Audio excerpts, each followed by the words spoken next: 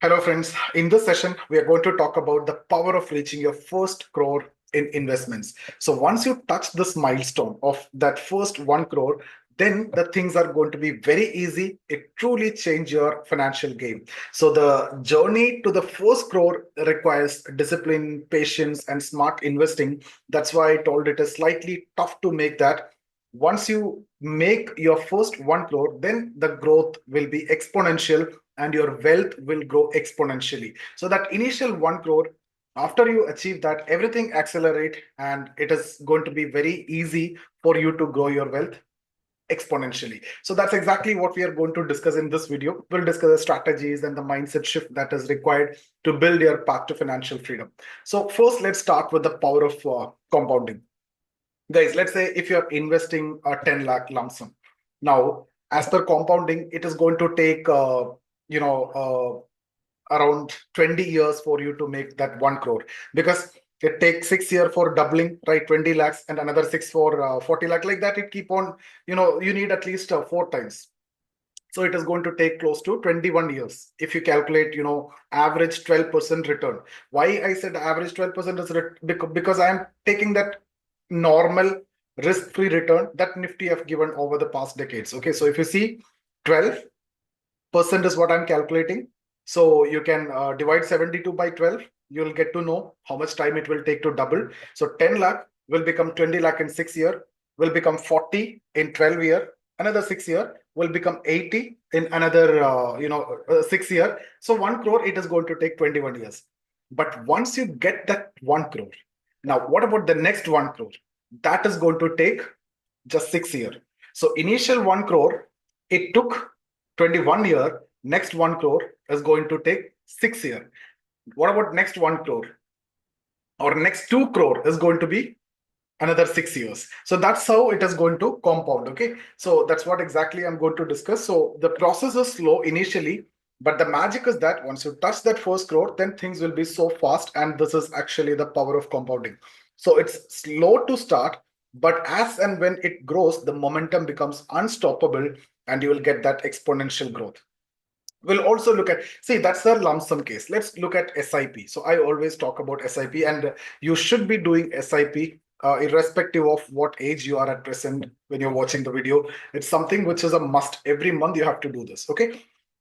Now let's talk about SIP. So by, let's say you are investing, let's say 20,000 monthly, again at 12%, I'm talking about a very, very, very conservative return. I'm not talking about, there are SIPs which you can get 28%, 30%, 20%. There are different cases. So I'm not talking about that. I'm simply talking about the most conservative plan, let's say 12%. That's the minimum. Even if you invest in Nifty 50, you'll be getting that. Okay.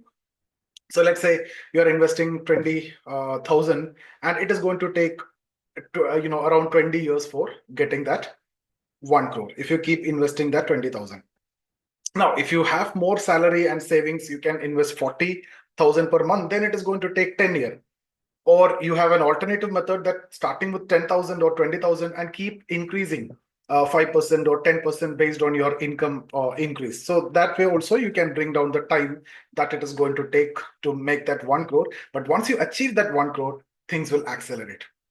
Now, again, if you look at this FD and other conventional instruments, the issue is that it may not even beat inflation. So when we talk about inflation, you need to know, when we talk about interest rate, you need to know there are two concepts. One is nominal interest, the other is real interest.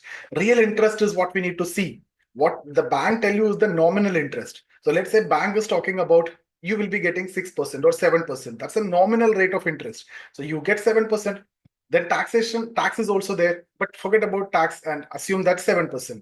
Now, if inflation is 7%, then you get nothing effectively, because what you can buy for 100 rupee this year, because of inflation, you need to pay 107 next year. And by keeping your money in fixed deposit, what you got? 107. So is there any change? What you can buy this year, you can buy the same in the next year. So actually value of money is decreasing over there. Right, because real rate of interest is zero here. 7% is the nominal rate. Inflation is also 7. So real interest you're getting is zero. Now, what is real interest rate? It is nominal interest minus inflation. So what should be the actual case? It should be positive. So if nominal interest rate is, let's say 7, and inflation is 5%, then you are getting 2% actually for the fixed deposit. Let's say, no, if you are getting something like 10%, then inflation is 7, 8, and average inflation is actually 7, 10 now. Okay, because of the high growth and demand and everything, inflation is also going up. So if you're not getting 7 to 8%, then there is no point in doing any kind of investment. So the best option is always like going for alternatives like SIPs and other things. Okay. So I hope that is very clear. So FDs and PPF, it is going to take longer, much longer to get that, 1 crore. For example, the same 10, lakh, which I've discussed at the beginning, if you're putting that lump sum, I told you if it is Nifty 50, that 12%, you're going to take 6 years to double and 21 years to get that 1 crore. But let's say the same 10,000 to double itself, you're going to take 12 years. So you can't imagine it is going to take more than 40 years to get that 1 crore. So comparatively, investing in equity-based assets like mutual funds or stock with a history of steady returns can significantly reduce the time to reach that first milestone. So if you are young, I never prefer you to go with the FD. There is of no use. Only sometimes it can beat inflation, and at times it won't even beat inflation also. Now, let's look at how the right investment mix you can choose.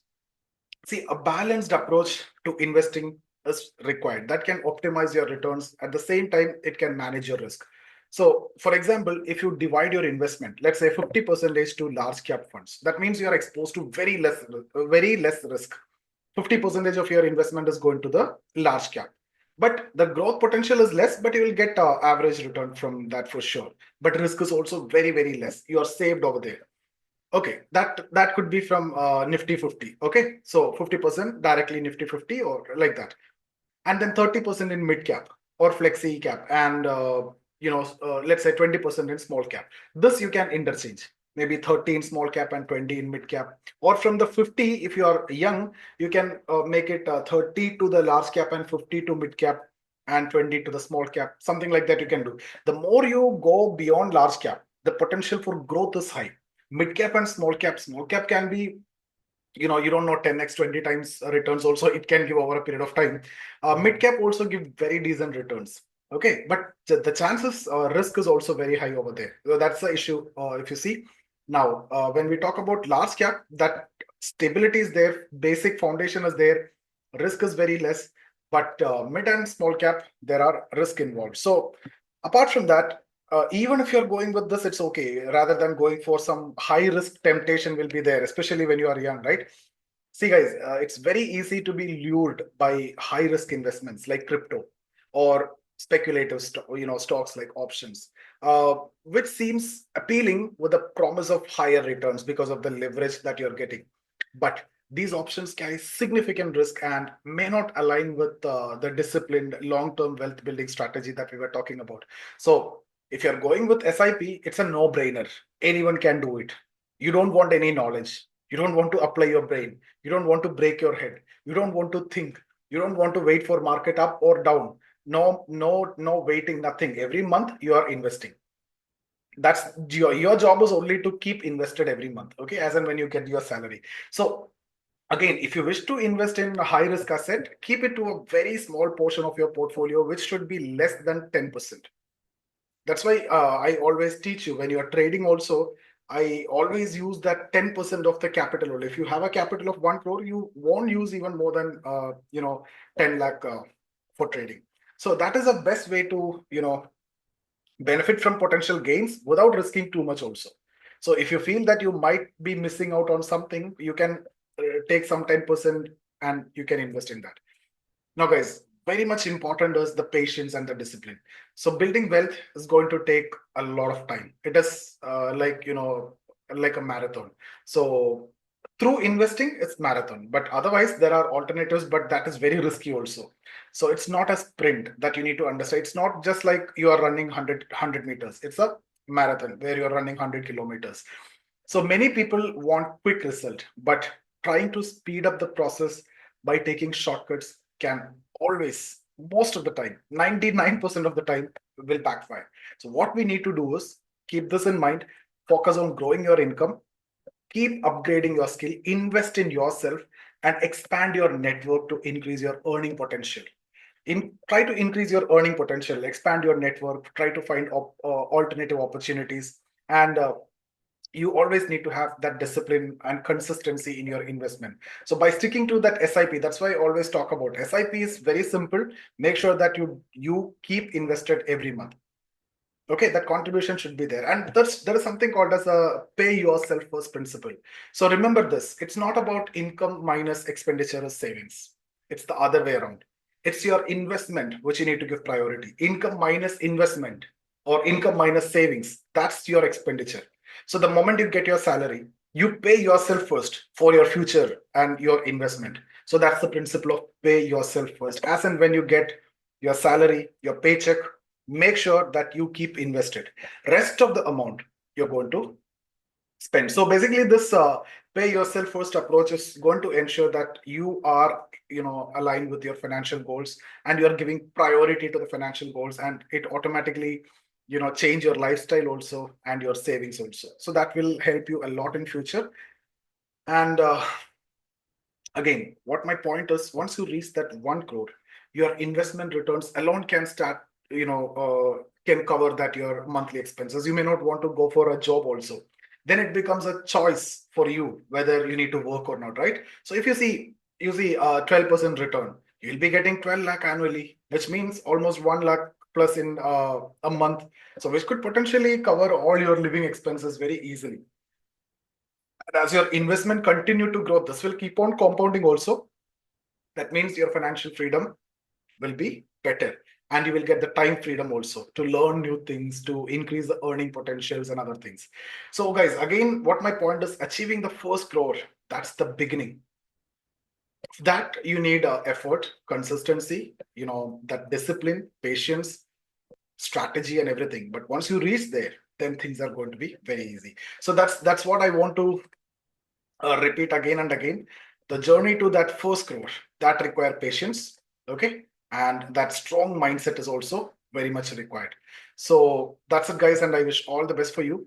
So see you in the next session.